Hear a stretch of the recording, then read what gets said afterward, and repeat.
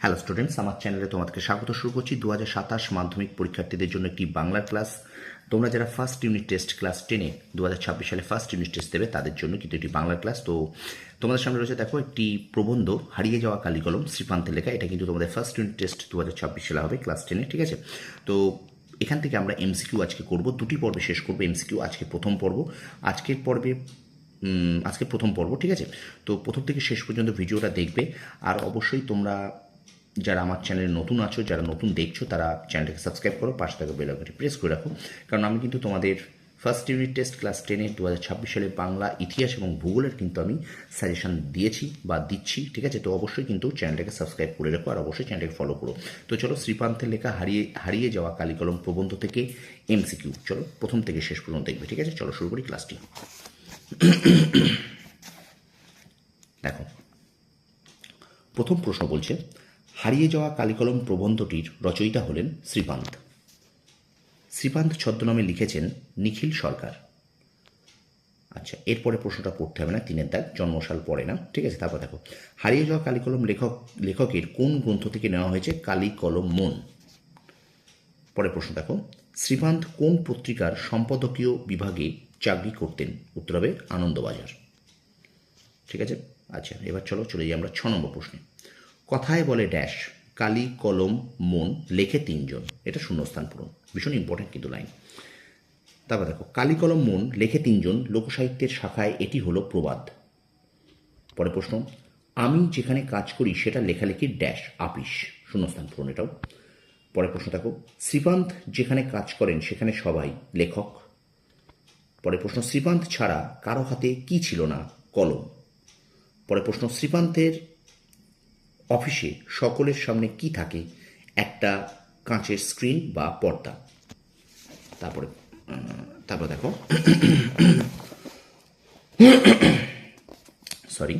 প্রতিটি বোতামে ছাপা রয়েছে ড্যাশ, শূন্যস্থান পূরণ, একটি করে হরফ। লেখকরা অনবরত যা দিয়ে লিখে চলেছেন তা হলো কিবোর্ড। পরে প্রশ্ন, যা ইতিমধ্যে লেখা হয়েছে তাই ফুটে উঠেছে ড্যাশ, শূন্যস্থান পূরণ, পর্দায়। পরে প্রশ্ন, দায়সারাভাবে কোনো মতে কাজ সারার কারণ কি ছিল? গলা শুকনো ভোঁতা মুখ কলম জোটার জন্য।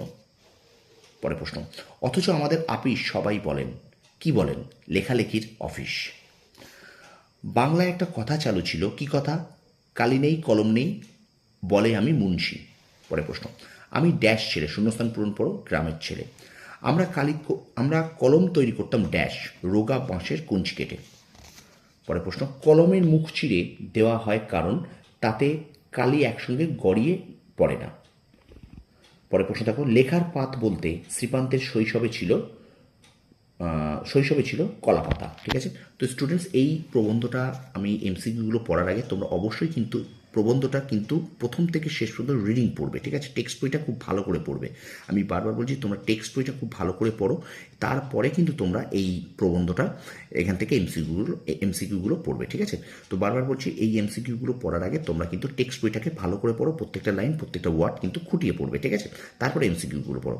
তো আরেকবার তোমাদের আরেকটা কথা, যেটা হলো, এই প্রবন্ধটা কিন্তু শুধু একবার পড়লে হবে না, অন্তত 5 থেকে 6 বার কিন্তু তুমি পড়ে ফেলবে, ঠিক আছে? তারপরে পড়বে। তো চলো আমরা কন্টিনিউ করি ভিডিওটা। দেখো, তখনকার দিনে হোম ট্যাক্স করা হতো কলাপাতায়। পরের প্রশ্ন দেখো, হোম ট্যাক্স স্কুলে মাস্টারমশাইকে দেখানোর পর কোথায় ফেলে দেওয়া হতো? পুকুরে। পরের প্রশ্ন, আমরা ফেরার পথে কোনো পুকুরে তা ফেলে দিয়ে আসতাম, কি পুকুরে ফেলে আসা হতো? লেখার পাত। গরুকে অক্ষর খাওয়ানো কি বলে গণ্য হতো? পাপ। পরের প্রশ্ন, ক অক্ষর গোমাংস বলতে লোকে যাদের বোঝায়? অক্ষর জ্ঞানহীন ব্যক্তিদের। পরের প্রশ্ন, প্রাবন্ধিক তাঁদের কলমের কালি নিজেরাই তৈরি করতেন। পরের প্রশ্ন, শ্রীপান্থর বাড়ির রান্না হতো কাঠের উনুনে। কড়াইয়ের তলার কালি পাথরের বাটিতে তোলার জন্য যে পাতা ব্যবহৃত হতো তা হলো লাউ পাতা। পরের প্রশ্ন, আমাদের মধ্যে যারা ওস্তাদ তারা ওই কালো জলের ড্যাশ ঘষত, শূন্যস্থান পূরণ, হরিতকি। পরের প্রশ্ন, আতপ চাল ভেজে পুড়িয়ে তা কিসের কাজে লাগানো হতো? কালি তৈরি করতে। পরের প্রশ্ন, দোয়াত মানে ড্যাশ, শূন্যস্থান পূরণ করো, মাটির দোয়াত।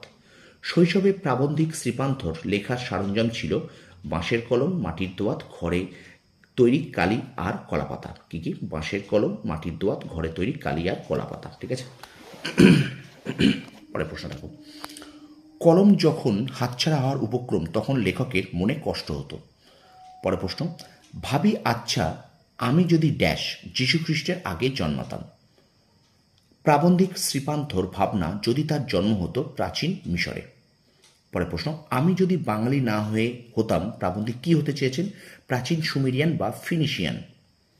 পরের প্রশ্ন, এই নিবন্ধে যে প্রাচীন নদীর নাম আছে তা হলো নীলনদ।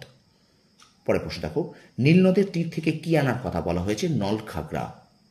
পরের প্রশ্ন, প্রাচীন সুমেরিয়ান বা ফিনিশিয়ানদের লেখনে কি ছিল? হার। রোম সাম্রাজ্যের অধীশ্বর ছিলেন জুলিয়াস সিজার। পরের প্রশ্ন, ব্রোঞ্জের শলাকার পোশাকি নাম স্টাইলাস। পরের প্রশ্ন, সিজার স্টাইলাস দিয়ে আঘাত করেছিলেন কাকে? কাসকাকে। পরের প্রশ্ন, সিজার যে কলমটি দিয়ে কাসকাকে আঘাত করেছিলেন তার পোশাকি নাম কি? স্টাইলাস। পরের প্রশ্ন, চীনারা চিরকালই লেখার জন্য ব্যবহার করে আসছে তুলি।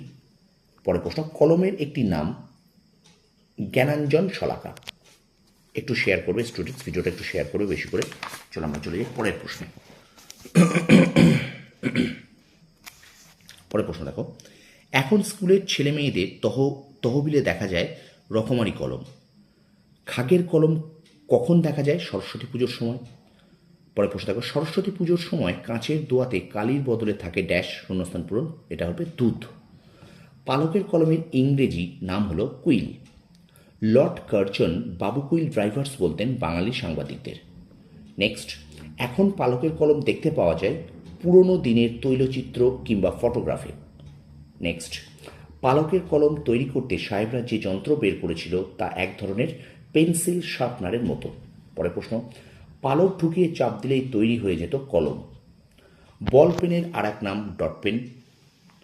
চৌরঙ্গীর ফেরিওয়ালাদের প্রতি 3 জনের মধ্যে একজনের পেশা কলম বিক্রি। পরের প্রশ্ন, একজন বিদেশি সাংবাদিক লিখেছিলেন কলকাতার চৌরঙ্গীর পথে গিজগিজ করছে ফেরিওয়ালা। এবং আজকের পর্বের অর্থাৎ হারিয়ে যাওয়া কালিকলম প্রবন্ধের প্রথম এমসিকিউ পর্বের শেষ প্রশ্ন, পণ্ডিত মশাইয়ের কলম খ্যাত ছিল কি জন্য? পণ্ডিত মশাইয়ের কলম খ্যাত ছিল কি জন্য? কানে গুঁজে রাখার জন্য। তো স্টুডেন্টস, এই ছিল হারিয়ে যাওয়া কালিকলম থেকে এমসিকিউ প্রথম পর্ব। তোমাদের সামনে 58টি আমি এমসিকিউ দিলাম। এরপরে তোমাদের সেকেন্ড পর্ব অর্থাৎ শেষ পর্বে আমি কিন্তু এমসিকিউ শেষ করে দেবো এই প্রবন্ধ থেকে। ঠিক আছে, তো ভিডিওটা ভালো লাগলে অবশ্যই কিন্তু লাইক করবে, কমেন্ট করবে, বন্ধুদের মাঝে শেয়ার করবে। আর আমার চ্যানেল নতুন হলে অবশ্যই চ্যানেলটাকে সাবস্ক্রাইব করবে, পাশে থাকা বেল আইকনটি প্রেস করে রাখবে। আমি কিন্তু হারিয়ে যাওয়া কালিকলম থেকে 5 নম্বরের প্রশ্নের সাজেশন ফার্স্ট ইউনিট টেস্টের জন্য অলরেডি কিন্তু আপলোড করেছি। তো অবশ্যই তোমরা কিন্তু প্লে লিস্টে গিয়ে দেখে নেবে। ঠিক আছে, তোমরা সফল হও, তোমাদের সাফল্য কামনা করি। ধন্যবাদ।